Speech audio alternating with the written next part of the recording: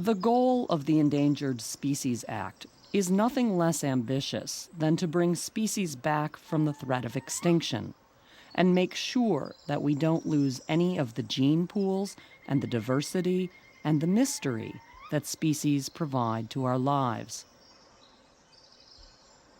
To part of America, this is a fundamental religious creed. And for another part of America, this is the most insane, bizarre, wacko idea that they can imagine.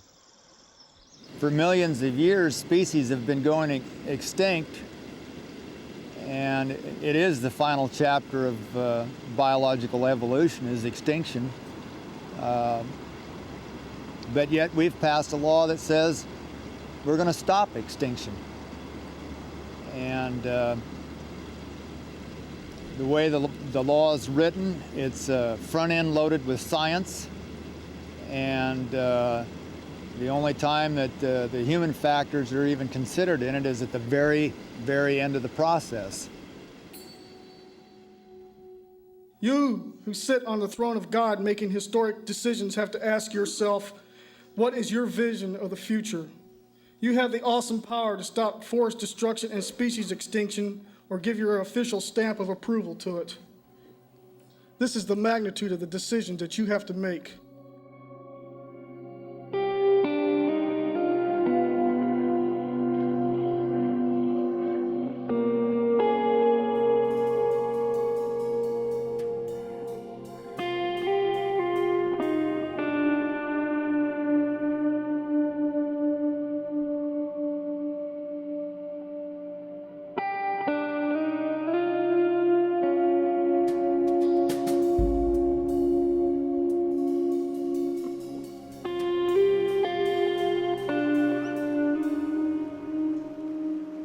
In 1991, a federal judge charged the government with what he called a remarkable series of violations of environmental laws.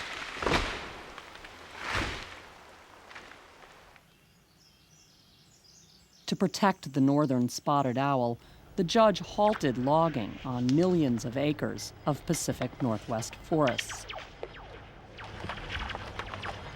Timber interests subsequently blamed the owl for the loss of thousands of jobs.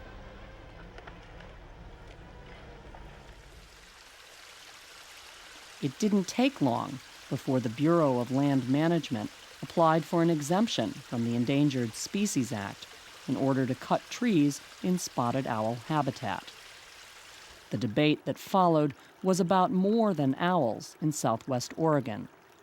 It became a test of the nation's commitment to the Endangered Species Act itself.